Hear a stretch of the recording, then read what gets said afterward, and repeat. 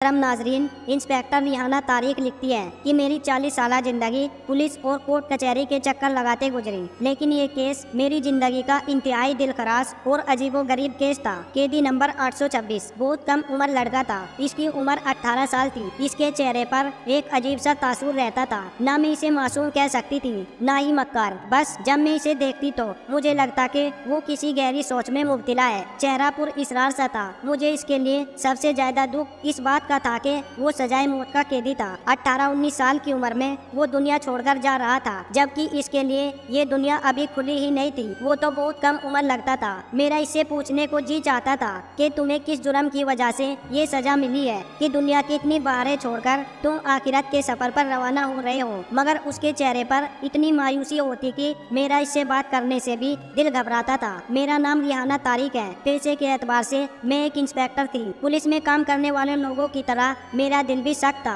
और इसको देखकर मेरा दिल पिघल जाता और दिमाग सवालों से भर जाता था। मैं इससे बहुत सारी बातें पूछना चाहती थी, मगर जेल के अंदर ऐसा माहौल नहीं होता था कि आप किसी कैदी से इस तरह बेतकल्लुफाना गुफ्तगू कर सके। कुछ कवायदो जवाबात को मजबूरन मद्देनजर रखना पड़ता था। आज मुझे हुक्म मिला, कैदी नंबर 826 को 2 दिन के बाद सजाए मौत है, यानी इसकी सजा का वक्त आ गया था। इसे इसके लवाकिन से मिलवाया जाना था। मेरा दिल बुरी तरह से घबरा रहा था। मैं आज पहली बार सजाए मौत के कैदी को इसकी सजा सुनाने जा रही थी। मेरा दिल परेशान हो रहा था। मैंने सोचा था कि मैं इस कैदी से इसकी आखिरी ख्वाहिश जरूर पूछूंगी, क्योंकि मरने से पहले इंसान की आखिरी ख्वाहिश हमेशा पूछी जाती है। ये वो वाहिद हक है जो सजाए मौत के कैदी को दिया जाता है, चाहे वो अपना पसंदीदा खाना खाना चाहे या पसंदीदा शख्स से मिलना चाहे। इसकी ख्वाहिश हमेशा पूरी की जाती है। कैदी नंबर 826 जिसका नाम राशिद खान था, इससे भी इसकी आखिरी ख्वाहिश पूछी जानी थी, मगर फिलहाल इसके अजीजो वकारब इससे मिलने आए थे। माँ इसके गले लगकर रो रही थी। बेटा, मुझे पूरा यकीन है कि अल्लाह तुझे ये सजा नहीं होने देगा, तुझे सजा से बचा लेगा।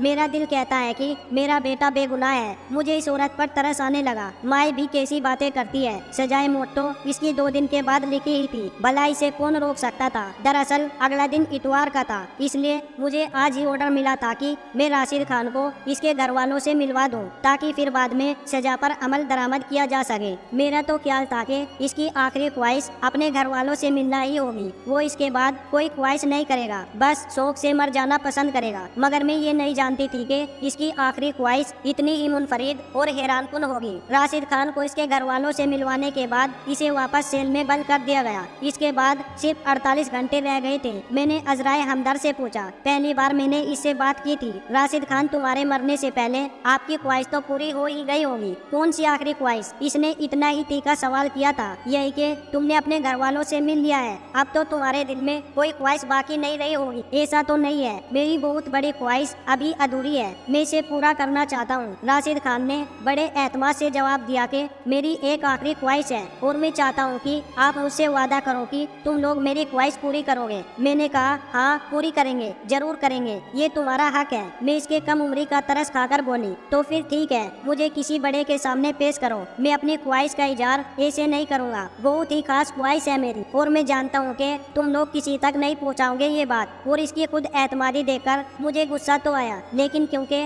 वो सजाए मौत का कैदी था, मैंने सोचा जाने दो, वो बेचारा बस 2 दिन का ही तो मेहमान है, मुझे इससे दुश्मनी करके क्या मिल जाएगा। मैंने एसपी साहब के सामने राशिद खान को पेश कर दिया। बोलो बच्चे, तुम्हारी क्या ख्वाहिश है? मैं हैरान थी, इतनी नरमी से सजाए मौत के कैदी से एसपी साहब कैसे पेश आ सकते हैं, मगर शायद वो हकीकत से वाकिफ होंगे, जानते होंगे कि इसका कसूर क्या है और इसे सजा क्यों मिली है। अमूमन यहाँ पर ज्यादातर कैदी ऐसे ही थे जिनका कसूर छोटा लेकिन सजा बड़ी थी, जबकि बड़े बड़े गुनाह करने वाले आजाद घूम रहे हैं। बहरहाल जब इससे इसकी आखिरी ख्वाहिश पूछी गई तो इसने कहा, एसपी साहब, मेरी आखिरी ख्वाहिश है कि मैं जिंदगी में पहली और आखिरी बार शादी करना चाहता हूँ, निकाह करना चाहता हूँ और एक दिन अपनी बीवी के साथ गुजारना चाहता हूँ। इसकी ख्वाहिश सुनकर हमारे तो जैसे मुंह को ताले लग गए थे। एसपी साहब ने अकल और हुनरमंदी से काम लिया। देखो बच्चे, तुम्हारी शादी तो हम करवा देंगे, पर तुमसे शादी करने के लिए मानेगा कौन? कम वक्त तुम्हारे घर वाले अमीर तो है नहीं,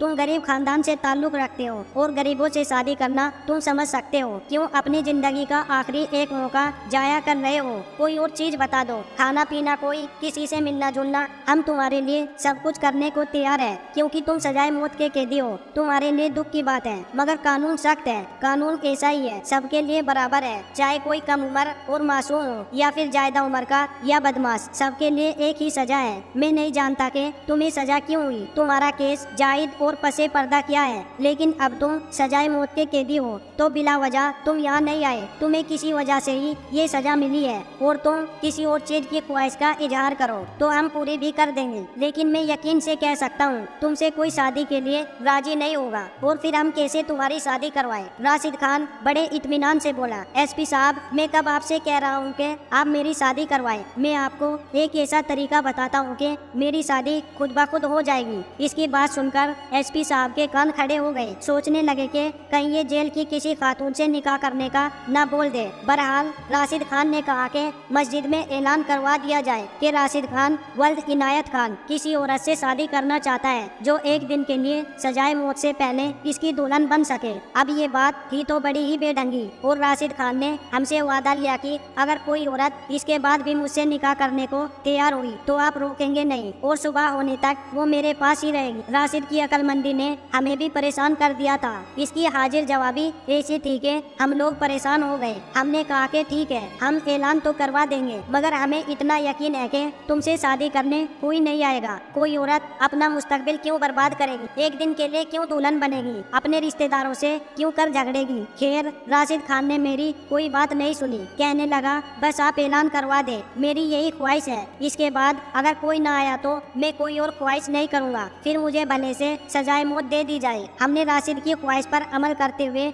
मस्जिद में ऐलान करवा दिया, साथ में ये भी बताया कि वो सजाए मौत का कैदी भी है। 2 दिन के बाद इसे इस जुर्म की सजा में फांसी दी जाएगी और वो इस दुनिया से चला जाएगा, और वो एक गरीब खानदान से ताल्लुक रखता है। अगर कोई औरत फिर भी इससे शादी करना चाहती है तो फला थाने में आ जाए, वहाँ से उसे जेल पहुँचा दिया जाएगा। हमें तो ये मजाक ही लगा था, हमने तो इसकी ख्वाहिश पूरी कर दी। मगर ठीक 1 घंटे के बाद सिपाही ने बताया कि जेल में एक औरत आई है जो दुल्हन के लिबास में है और इसके साथ मौलवी साहब भी हैं। मुझे बात बड़ी हैरानकुन लगी, मुझे लगा कि शायद यूं ही कह रहे होंगे, और जब मैं और एसपी साहब बाहर गए तो ये देखकर हैरान रह गए कि सामने एक नौजवान लड़की जिसकी उम्र बामुश्किल 17 से 18 साल होगी वो खड़ी थी, और उसके साथ इमाम साहब भी थे। मौलवी साहब को देखकर ऐसा लग रहा था कि इन्होंने इस लड़की का निकाह पढ़ाने की हामी भर ली है। इनके पास निकाह का रजिस्टर भी था, जबकि लड़की खूब अच्छी तरह तैयार थी। लड़की का मेकअप और इसकी तैयारी देखकर लगता था कि ये सब तो इसने पहले से तैयार कर रखा है। अब राशिद खान पर शक होने लगा था कि इसने ऐसी ख्वाहिश का इजहार क्यों किया। एक दिन के लिए उसे अपनी दुल्हन से मिलकर क्या मिलेगा, ये औरत कौन है। मैंने मौलवी साहब से पूछा कि मुझे नहीं पता, ये मेरे पास आई थी, इसने इसी तरह दुल्हन का लिबास पहना था। बोली कि मुझे जेल लेकर चलो, मैंने राशिद खान से निकाह करना है। मुझे नहीं पता जी इसके दिल में क्या आया है। मैंने तो इसे समझाया कि ऐसा नहीं करो, मगर ये समझने पर राजी ही नहीं। कहती है कि मुझे राशिद खान से ही निकाह करना है। मैं बता चुका हूँ कि वो सजाए मौत का कैदी है, 2-3 दिन बाद इसकी मौत वाकई हो जाएगी, मगर ये मानती नहीं। कहती है कि कोई बात नहीं, मैं एक ही दिन राशिद खान के साथ रहूंगी, मगर मेरी भी ख्वाहिश पूरी हो जाएगी, क्योंकि मैं राशिद खान से सच्ची मोहब्बत करती हूँ। हमें नहीं पता था कि राशिद खान को कोई लड़की इतनी चाहती है कि इसके लिए सब कुछ छोड़ने को तैयार है। बात बड़ी अजीब सी थी, लेकिन खैर हमारा काम तो इसकी ख्वाहिश पूरी करना था। हमने किसी बात पर कोई ऐतराज नहीं किया। मौलवी साहब बुलाया गया, राशिद खान को इसके सेल से बुलाकर बाहर ऑफिस में बिठा दिया गया। मौलवी साहब ने निकाह पढ़ाया। 2-4 गवाहों की मौजूदगी में कबूलो इजाब हुआ। राशिद खान ने कहा कि अब ख्वाहिश के मुताबिक, वादे के मुताबिक आप मेरी दुल्हन को मेरे सेल में भेजेंगे। मैं इसके साथ बातें करूंगा पूरा दिन, बस हम अपनी पुरानी यादें ताजा करेंगे, फिर ये चली जाएगी। इसके बाद मुझे आप फांसी पर चढ़ा दे, मुझे कोई गम नहीं है, मुझे मेरी मोहब्बत मिल जाएगी। राशिद खान की बातें सुनकर मेरी आंखों में भी आंसू आ गए थे। सच्ची मोहब्बत वाकई ऐसी होती है, मैंने यही दिल में सोचा था, मगर ये नहीं जानती थी कि इसके पीछे कितनी बड़ी कहानी होगी जो हमारी भी होशो आवाज उड़ा कर रख देगी। एसपी साहब ने मुस्कुराते हुए मुझे इशारा किया कि तुम इस लड़की को राशिद खान के सेल में बंद कर दो। वहाँ तो कुर्सी भी नहीं है, बिस्तर भी नहीं है, ये लड़की खुद ही तंग आकर थोड़ी देर में बाहर निकलने के लिए कह देगी। मैंने भी यही सोचा था। इस लड़की को सेल में ले गई। वहाँ तो बामुश्किल 2 लोगों के खड़े होने की जगह थी। मैंने इन दोनों को सेल में बंद कर दिया और फिर बाहर आ गई। मुझे लगा था कि थोड़ी देर के बाद वो लड़की तंग आ जाएगी, मगर मुझे हल्की हल्की सी आवाजें आने लगी। ऐसा लग रहा था कि कोई कुछ खोलने की कोशिश कर रहा है। शक हुआ कि शायद सेल का दरवाजा तोड़ने की कोशिश की जा रही है, मगर मैं मुतमईन थी। मैं जानती थी कि सेल का दरवाजा खोलना इतनी आसान बात बात नहीं है। मेरी कोशिश यही थी कि राशिद खान अपनी आखिरी बातें अपनी मासूका से कर ले। मुझे इन दोनों में फिलहाल कोई दिलचस्पी नहीं थी। जो वो बातें कर रहे थे ना ही मैंने सुनी ना इन पर ध्यान दिया। मुझे मुतमईन करने के लिए बस एक ही बात काफी थी कि सिर पर एक मजबूत ताला लगा हुआ था और इस ताले को कोई चाकर भी नहीं खोल सकता था। काफी देर गुजर गई थी, मुझे नींद आने लगी। तब मुझे इस सिर से थोड़ी सी चीखने की आवाज आई। मैं फौरन ही वहाँ पहुँची तो वो लड़की जो कि राशिद खान से निकाह करके यहाँ आई थी वो सेल में बैठी हुई थी। इसने कहा कि मुझे यहाँ से निकाल दिया जाए। अब मैं राशिद खान के साथ एक मिनट नहीं रह सकती। मुझे लगा कि शायद राशिद खान ने इस लड़की के साथ कोई बदतमीजी की होगी। इसने कहा कि मेरे घर वाले मेरा इंतजार कर रहे होंगे तो मुझे अब घर जाना है। मैंने जल्दी जल्दी सेल का दरवाजा खोला, इस लड़की को आजाद किया और वापस ताला लगाकर राशिद खान को कैद करके वापस अपने कमरे में आ गई। मैं इस बात से बेखबर थी कि जब मैं सुबह उठूंगी तो एक तूफान होगा जो मेरा मुंतजिर होगा। एसपी साहब ने मुझसे कहा कि वो सजाए मौत वाला कैदी 826 कहाँ है। मैंने कहा वो अपनी सेल में होगा। आप ऐसा क्यों पूछ रहे हैं? बोले मुझे तो कहीं नजर नहीं आ रहा। मैंने एक दूसरे कांस्टेबल को भेजा था कि वो राशिद खान को लेकर आए। तुम जाकर सेल में चेक करो कि वो कहाँ है, कहीं तुमसे कोई गलती तो नहीं हो गई। मैंने एसपी साहब को ये तो कह दिया था कि मैं जाकर देखती हूँ, मगर मेरा दिल तेजी से धड़क रहा था। अगर वो कैदी कहीं गुम हो गया या इसने मुझे कोई चकमा दे दिया हुआ तो मैं क्या करूँगी। खैर मैं जल्दी जल्दी 826 वाले सेल में गई। वहाँ मामूल के मुताबिक मैंने राशिद खान को आवाज दी और कोई जवाब नहीं आया। मैंने टॉर्च लगाकर देखा तो एक शख्स जो कि सेल के फर्श पर पड़ा हुआ था, ऐसा लग रहा था कि इसकी मौत वाकई हो चुकी है। मैंने जल्दी से सेल को खोला, मगर जब मैंने इसे हाथ लगाया तो मेरी तो जान निकल गई। इतने में एसपी साहब भी वहाँ पहुँच चुके थे। उन्होंने भी इस शख्स की तरफ देखा तो इनके भी होश उड़ गए थे। एसपी साहब मुझे डांटने लगे, तुम्हें इतनी अकल नहीं है, तुम्हें इतना तजुर्बा हो गया है यहाँ काम करने का, मगर अभी तक तुम्हें लोगों की समझ नहीं आई। शर्म आनी चाहिए। पता नहीं तुम्हारा ध्यान कहाँ होता है। अब अगर किसी कोताही की वजह से मुझ पर सख्ती की गई तो इसका असर सिर्फ तुम पर होगा, इसकी जिम्मेदार सिर्फ तुम ही होगी। एसपी साहब मुझे बातें सुनाने लगे और मेरा दिल चाह रहा था कि सामने खड़ी लड़की को उठाकर पटक दो। इतना बड़ा धोखा जो हमारे साथ हुआ था उसे किसी सूरत भी भुलाया नहीं जा सकता था। मैंने तो सोचा था कि ये लड़की जो दुल्हन बनकर राशिद खान के साथ मिलने आई है मोहब्बत में पागल है, दीवानी है, मगर मैं ये नहीं जानती थी कि राशिद खान ने इसे हमें धोखा देने के लिए इस्तेमाल किया है। वो खुद दुल्हन के लिबास में निकलकर जेल से भाग गया था और हमारे सामने इस लड़की को छोड़ गया था। अब इस लड़की को सजाए मौत तो हम दे भी नहीं सकते थे, क्योंकि सजा तो सजाए मौत के कैदी को दी जाती है। अब इस लड़की को हम क्या कह सकते थे, जबकि ये लड़की मर्दाना कपड़ों में हमारे सामने बैठी थी। आप लोगों ने राशिद के साथ अच्छा नहीं किया, वो सजाए मौत का हकदार नहीं था। ये बात तो वक्त साबित करेगा। इस लड़की ने आंखों में आंखें डालकर मुझसे ये बात कही तो मुझे इस पर मजीद गुस्सा आने लगा, मगर मैं कुछ नहीं कर सकती थी। एसपी साहब ने हुक्म दिया कि अब राशिद खान को जल्द से जल्द ढूंढा जाए, वरना 2 दिन के बाद हम क्या जवाब देंगे। हमें इसे सजाए मौत देनी थी,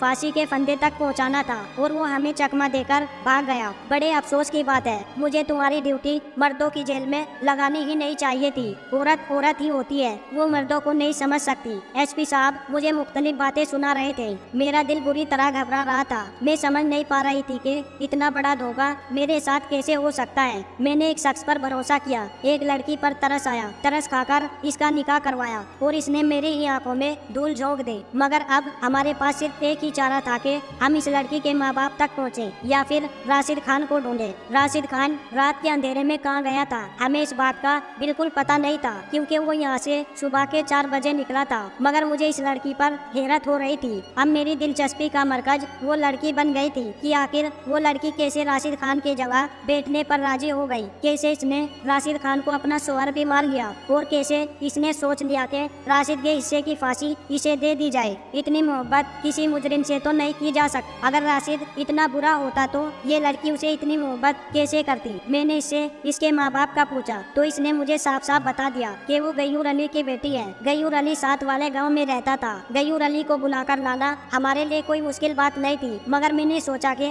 जब लड़की मेरे सामने है तो क्यों ना मैं सारी बात इसी से पूछ लूं। तब इसने एक अजीब बात कही, बोली के भाई के बारे में एक एक बात आपको सच बताने के लिए तैयार हूँ। मैंने हैरत से इसे देखा था, वो अपने शौहर को भाई कह रही थी। क्या कहा? क्या तुम उसे भाई समझती हो? या रिश्ते में वो तुम्हारा भाई लगता है? तुम लोगों ने ये नाटक किया है। नहीं, वो रिश्ते में मेरा भाई नहीं लगता, मगर मेरे भाइयों जैसा है। मोहब्बत में इनसे जरूर करती हूँ, मगर मेरी मोहब्बत ऐसी नहीं थी कि मैं इसे भाई मानती थी। तो फिर तुमने ये सब कुछ क्यों किया? तुमने इससे मुझसे निकाह क्यों किया? क्या वजह? क्या तुमने हम सबको चकमा देने के लिए, राशिद को यहाँ से भगाने के लिए ऐसा किया? यकीन मानिए ऐसा बिल्कुल भी नहीं है। वो कल शाम तक वापस आ जाएंगे। वो मुझे यहाँ कैसे देख सकते हैं? और जाहिर है अब तो इन्होंने मुझसे निकाह कर लिया है। मैं इनकी जिम्मेदारी हूँ। वो इस जिम्मेदारी को कभी भी छोड़कर बुज़दिलों की तरह घबराएंगे नहीं। वो पीठ दिखाकर भागने वालों में से नहीं है। लड़की की बातें सुनकर मैं हैरान रह गई। फिर जो इसने मुझे कहानी सुनाई वो तो मुझे मजीद परेशान कर गई थी। मैं मजबूर हो गई कि मैं अपना फैसला बताऊं और दोबारा से इस सारे मामले पर गौर फिक्र करूं। मेरा नाम नाजिया है। मेरी बड़ी बहन की मंगनी राशिद से हो चुकी थी। राशिद खान बचपन से ही बहुत बहादुर लड़का था। जिंदगी में शायद ही ऐसा कोई वक्त आया हो जब राशिद किसी से डरकर भागा हो। वो मेरे अब्बा की बहन का बेटा था। मेरा फुफ्फाजाद होने की वजह से अम्मा अब्बा राशिद पर बहुत भरोसा करते थे। फिर जब इन्होंने मेरी बड़ी बहन की मंगनी राशिद से कर दी तो हमारे घर भी आने जाने लगा और गांव का माहौल बड़ा अजीब होता है। एक रात राशिद भाई बाजी से मिलने के लिए हमारे घर आए। उस दिन अम्मा अब्बा भी घर पर नहीं थे। राशिद भाई की मंगनी हो चुकी थी। जाहिर है इनका हमारे साथ एक रिश्ता बन गया था। हम दोनों बहनें ही घर पर थी। घर में और कोई नहीं था। वो पिछले दरवाजे से आए। मैं समझ गई थी कि आप ही से मिलने के लिए आए हैं। मैं किचन में चाय बनाने लगी। वो दोनों आपस में बातें कर रहे थे। फिर दरवाजे पर जोर से दस्तक होने लगी। मैं घबरा गई। मुझे लगा शायद अब वो आ गए हैं, मगर मैंने जाकर दरवाजे से झांका तो कोई 3-4 आदमी खड़े थे। मेरी आंखों में खौफ के साए लहराने लगे। मैं सोच भी नहीं सकती थी कि हमारे दरवाजे पर कभी ऐसे आदमी आएंगे। मुझे इस बात की तसल्ली तो थी कि राशिद भाई हमारे साथ है, मगर ये आदमी गांव के बदमाश थे जिनको देखकर ही खौफ आता था। इन्होंने कहा कि दरवाजा खोल दो वरना हम दरवाजा तोड़ देंगे। मैंने इनसे मिन्नत की कि हम घर में अकेली बहन है, तुम लोग यहाँ से चले जाओ। अब इन्होंने माँ बहन की गालियाँ देते हुए कहा कि हम वापस नहीं जाएंगे। तुम लोग इस गांव में बेहयाई फैला रहे हो। हमें साफ नजर आता है कि इस घर में और कौन कौन है। हमारे सामने तुम लोगों के घर में एक लड़का आया है। ये शोर सुनकर राशिद भाई भी बाहर आ गए। इन्होंने घर का दरवाजा खोल दिया। मुझे अंदर जाने को कहा। मैं तो अंदर कमरे में चली गई, मगर राशिद भाई इन लोगों से उलझ पड़े। इनमें से एक ने बहुत गलत बात की। बोला कि अगर हमें पता होता कि यहाँ पर लड़कियाँ हैं और इस तरह की लड़कियाँ हैं तो हम भी आ जाते। हम तो 3-4 हैं, पैसे भी अच्छे देंगे। ये बात सुनकर राशिद भाई से रहा न गया। इन लड़कों ने इतनी गलत बात कर दी थी कि राशिद भाई गुस्से से उगल रहे थे। जाहिर है इनकी होने वाली बीवी के बारे में इतनी गलीज बात कोई करे, किसी भी मर्द के सामने करे तो वो बर्दाश्त नहीं करेगा। राशिद भाई ने उस वक्त तो इन लोगों को कुछ नहीं कहा क्योंकि वो एक थे, और दूसरा अक्लमंदी का तकाजा भी यही था कि हम बहनों के होते हुए इनसे न लड़ा जाए। इन्होंने उन्हें समझा बुझाकर भेज दिया और अब तो ये मामूल का तमाशा बन गया। हमारे घर के बाहर 3-4 बदमाश खड़े रहते। अम्मा अब्बा जो ही इधर उधर होते ये लोग हमें तंग करने लगते। एक दिन ऐसा ही एक वाकया हुआ जिसने हमारी जिंदगियों को हमेशा के लिए बदल कर रख दिया। मेरी आपी अपने कमरे में सो रही थी कि खिड़की तोड़कर एक बदमाश कमरे में घुस आया। उसी वक्त राशिद भाई भी घर में दाखिल हुए। इन्होंने इस आदमी को अंदर आते हुए देख लिया। इनसे बर्दाश्त नहीं हुआ। बस फिर एक ऐसी लड़ाई हुई जिसने न सिर्फ मेरी बहन की जान ले ली बल्कि राशिद भाई के हाथ से भी एक ऐसा जुर्म हो गया जिसकी सजा उन्हें सजाए मौत के तौर पर मिली। अगर हम लोग अमीर होते, हमारे साथ में कोई ताकत होती तो यकीनन ऐसा नहीं होता कि किसी के घर पर हमला करके इसकी इज्जत पर हमला करने के जवाब में किसी पर भी फूल तो नहीं बरसाए जाएंगे। राशिद भाई ने जो भी किया वो गैरत में किया और इन पर किसी किस्म का केस बनता भी नहीं है, मगर चूँकि गाँव के लोग ताकतवर हैं तो इन्होंने राशिद भाई के लिए जिंदगी अजाब कर दी। पहले वो 6 महीने इधर उधर छुपते रहे, मगर फिर आखिरकार उन्हें पकड़कर जेल में डाल दिया। अब अगर वो यहाँ से निकलते भी हैं तो भी ये लोग उन्हें जिंदा नहीं छोड़ेंगे। हालांकि कसूर हमारा नहीं, कसूर उन लोगों का है जिन्होंने हमारे घर पर बिला वजह नजर रखी और हमें हमारे नाकर्दा गुनाहों की सजा देना चाहते हैं। राशिद भाई की वालिदा ने इनको मुलाकात के दौरान उन्हें ये मंसूबा समझा दिया। मेरी अम्मा ने इन्हें कसम देकर कहा था कि मैं अपनी दूसरी बेटी भी तुम पर कुर्बान कर दूंगी, मगर तुमको सजा नहीं होने दूंगी। हमारे खानदान को जितनी इनकी जरूरत है उतनी और किसी की नहीं। मैं मर भी जाऊँ तो कोई फर्क नहीं पड़ेगा। ये कहकर वो लड़की रोने लगी। मुझे समझ नहीं आया कि अब इस केस का क्या होगा, लेकिन बस खुदा की मदद से इन लोगों की भी किसी बड़े तक पहुंच हो गई। राशिद उसी बड़े वकील से मिलने के लिए शहर गया था। रातों रात जाकर अपना केस इसके सामने रखा। ये इंतहाई दर्जे का काबिल वकील था। बाज औकात किसी वकील से जान पहचान होना भी इंसान को थाने और जेल की सलाखों से बचा देता है। अगरचे ये बात काफी आगे जा चुकी थी, मगर 3 साल की धमकियों और उनके दलाइल ने एसपी साहब को भी कायल कर दिया। सजाए मौत राशिद खान के लिए नहीं बनती थी, न ही राशिद खान की तरफ से कोई अपील दी गई। नहीं, न उसे सफाई का मौका दिया गया था। मुख्तसर ये के केस चला। इसके बाद राशिद बाइज्जत बरी हो गया था क्योंकि वो निहत्था था और इसके पास तो कोई हथियार भी नहीं था, न इसके नाम पर कोई असला था। हत्ता के राशिद खान की जगह कोई भी गैरत शख्स होता तो वो शायद नहीं बल्कि यकीनन यही करता। अल्लाह ताला ने शायद इनकी मोहब्बत और खुलूस की लाज रखी, वरना इतने बड़े केस से मैंने कभी किसी को बरी होते नहीं देखा था। ये केस मेरी जिंदगी का आखिरी केस था क्योंकि मैंने इसके बाद रिटायरमेंट ले ली थी क्योंकि मुझमें अब और सख्त न थी। मेरा वजूद अब मजीद पुलिस कोर्ट कचहरी के चक्कर लगाने से कासिर था। ये वाकया मुझे सारी जिंदगी याद रहेगा। अल्लाह ताला हम सबको सीधे रास्ते पर चलने की तौफीक अता फरमाए, आमीन या रब्बुल आलमीन। आपसे गुजारिश है कि हमारे चैनल को लाइक, शेयर और सब्सक्राइब कीजिए। आखिर में कमेंट बॉक्स में एक दफा दुरूद पाक जरूर